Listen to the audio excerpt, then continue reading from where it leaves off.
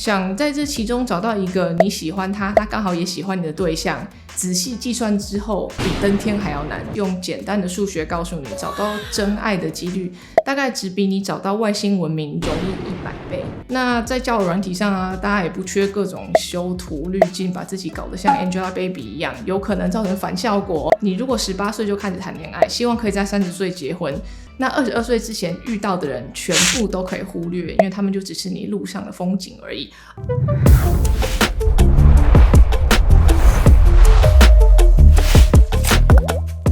嗨，大家今天过得好吗？欢迎到迪克太太。疫情期间，大家都在家里隔离，单身的人想要找到另外一半的难度，更是火上加油的难度。在人生的十字路口，你是会放弃真爱，选择面包，以为终于有一个可以让你不用努力的阿姨，结果发现想当阿姨初恋的人比你赖的联络人还要多。世界上有大概8亿的成年人口，在疫情下留在台湾可能也有2300万人。想在这其中找到一个你喜欢他，他刚好也喜欢你的对象，仔细计算之后比登天还要难。为什么新闻都看得到有76岁阿嬷找到小30岁的第二春，但你已经年过30了，什么都找不到呢？数学家 Peter Backus 用简单的数学告诉你，找到真爱的几率大概只比你找到外星文明容易100倍。那 Peter Backus 就引用之前天文学家 Drake Equation， 通过设定层层的条件计算找到地球以外的外星文明的几率，然后套用这个概念，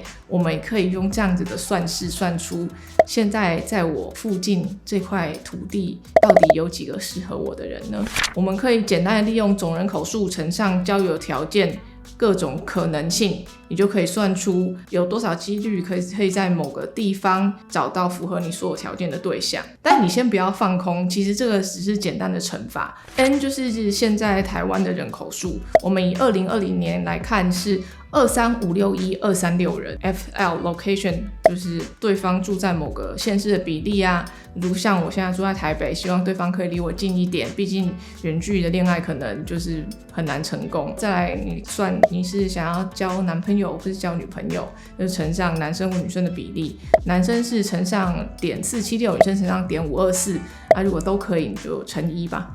FA 对方住在台北地区， Age 大概是在25到29岁之间，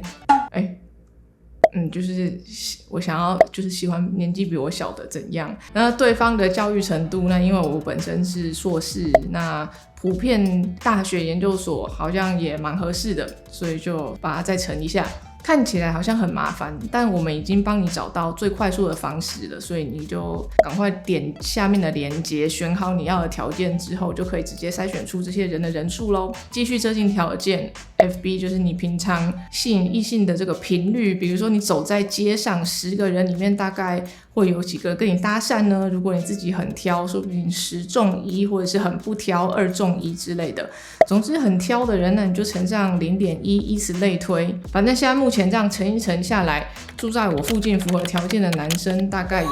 6373人。上面呢还只是我们一厢情愿的算法，你还要考虑人家会不会喜欢你，你要再考虑对方的性向，就乘上0.85，自己告白成功率乘上0.2，他是不是单身乘上0.5，你再继续算，这个范围就会缩小到541人，等于在台北你有0.021%的几率，大概就是5000分之一的几率可以遇到跟你互相喜欢的人。其实好像也蛮高的但你从这个算式你就可以看得出来，你列越多条件，后面就会乘上更多让数字变小的这个几率嘛。像是明明台湾平均男生身高就174，你就是硬想要认识超过180公分的男生，那你的几率就瞬间变成10万分之一。如果你不在乎身高的话，你几率至少可以维持在5000分之一。总之呢， Peter Backus 哀怨的算完自己只有28万分之一的几率找到他的真爱，他也在3年之后结婚了。当然我们在择偶的时候是需要预设一些条件，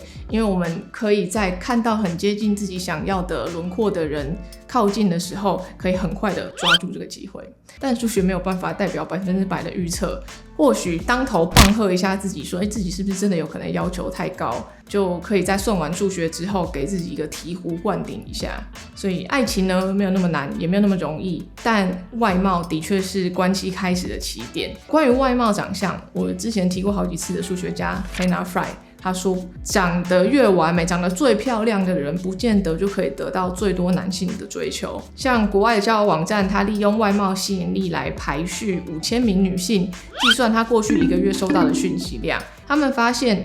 最有吸引力的女性，其实她并不是收到最多的讯息，即便是具有同样吸引力分数的人，也会因为可能不同的文化审美观，他们的细节分数会呈现不同的分布。比如说我们看到2位女星，一位看起来貌似比较平易近人的金发美女，她分数会比较平均，那另外一位看起来比较有个性，她分数就会呈现比较两极化啊。当然啦，也有可能就是反过来看一下男生长相会不会影响到女生的研究，但总之感觉好像有点物化女性，可是女生真的好像本来就比较不太看外表，就是跟男生比起来啦。总之这个实验推论在心理上，就是男生会觉得如果女生长得太漂亮太抢手的话，那先不要前进好了。如果觉得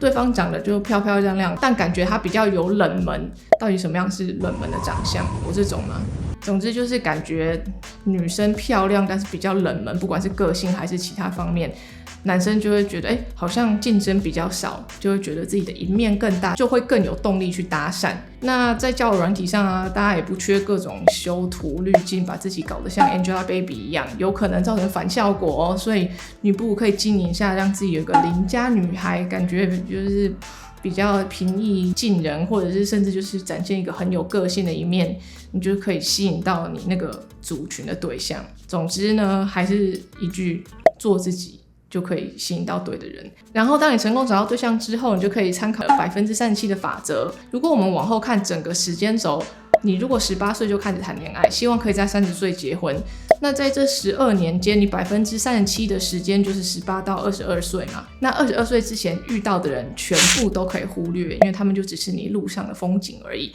22岁之后就是37%法则开始，你只要遇到一个你觉得比之前都要好的对象，那这个人有很高几率就是你这辈子最能得到的最好的对象。在这个大家都有一点焦虑的时代，你可能会参考星座，也有可能去参考数学。总之不管科不科学，在探索的过程之中，你总会找到一点自己，多认识多了解一下自己。为什么我喜欢这样的菜，我喜欢这样子个性的人，或者是这样子的人跟我就是不合，之后你就有办法更确认自己的选择，减少一点焦虑和不安。那就预祝大家在寻找爱的路上先爱到自己咯。那今天就这样啦，如果你喜欢我的影片的话，请帮我按赞、留言、分享。如果还没订阅的话，请帮我订阅一下，写说好，我们下次见。